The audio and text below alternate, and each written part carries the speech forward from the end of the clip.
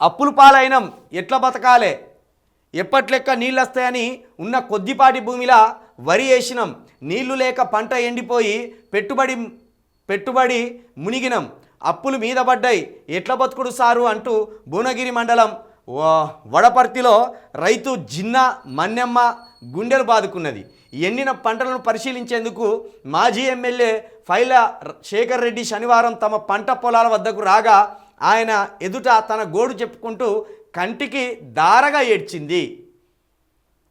ఇట్లా పంటలు వేసిన పాపానికి అప్పుల పాలైన్లు, పంటలు ఎండిపోయినాయి, బతుకులు ఆగమైపోయినాయి, వాళ్ళకు భరోసా లేదు. నిజంగా ఇవేమో కానీ అక్కడైతే ఆ భూమారెడ్డి అయిన రైతు ఏడిస్తే నిజంగా ఆ భూమారెడ్డి ఏడుపు నన్ను కలిచివేసిందే. చాలా బాధ అనిపించింది, ఆ రోజంతా బాధ అనిపించింది. ఎందుకంటే మాకు ఒక అరెకరం పొలం ఉండే, ఆ అరెకరం పొలాన్ని పండించడానికి మా నాన్న పొద్దున 4 గంటలకు లేచిపోయేది. అప్పుడు టార్చ్ లైట్లు, ఇది నేను చెప్పేది 1996 ఆ ప్రాంతంలో. ఆ సమయంలో టార్చ్ లైట్ పట్టుకొని పొద్దున 4 గంటలకు పోయేది.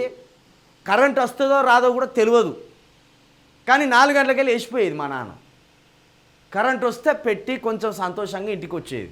కరెంట్ రాకపోతే ఇక ముఖమంతా మార్చుకొని ఎంత అరెకరం భూమి ఏం పండుతుంది అలా, ఇంటి గాసం కూడా కాదు అది. అట్లుండే ఆనాటి రోజులు ఉమ్మడి ఆంధ్రప్రదేశ్లో. 4 గంటలకు పోయి నీళ్లు కట్టుకోవాల్సిన పరిస్థితి ఉండే. అక్కడికి అడవి పంది వస్తుందో తెలియదు, ఏది వస్తుందో తెలియదు, ఆ చీకట్లో పోతే ఏది గుద్దుతుందో తెలియదు. అంత పొద్దున లేచి కష్టపడితే అసలు ఆ పంట చేతికి వస్తుందో తెలియదు. ఎందుకంటే కరెంట్ ఎత్తదో లేడు, కరెంట్ వేయకపోతే పంటకు నీళ్లు పెట్టకపోతే 3-4 రోజులు కథం పంట ఎర్రబడుతుంది, ఎండిపోతుంది మధ్యలోనే. నాకు అట్లా అది గుర్తుకొచ్చి ఆ భూమారెడ్డి, జగిత్యాలకు చెందిన ఆ భూమారెడ్డి ఏడుస్తా అంటే నా కళ్ళ ముందు అప్పటి కాలం కనబడ్డది. నాకు చాలా బాధ అనిపించింది ఆ రోజంతా. అనేక మందితోటి పంచుకున్నా నేను. ఫేస్బుక్లో కూడా 4 మాటలు రాసి పెట్టిన, ట్విట్టర్లో కూడా 4 మాటలు రాసి పెట్టిన. సేమ్ ఇప్పుడు ఇదే కనబడుతున్నది, ఈ పేపర్ చదువుతా అంటే అదే కనబడుతున్నది. చాలా బాధ అవుతున్నది.